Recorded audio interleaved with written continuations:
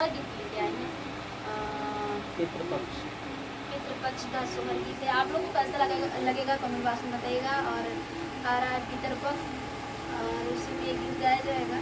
बहुत ही सुंदर प्यारा सा सुमर गीत है। चैनल को सपोर्ट करेगा और ढेर सारा प्यारा सुंदर गीत है इस गीत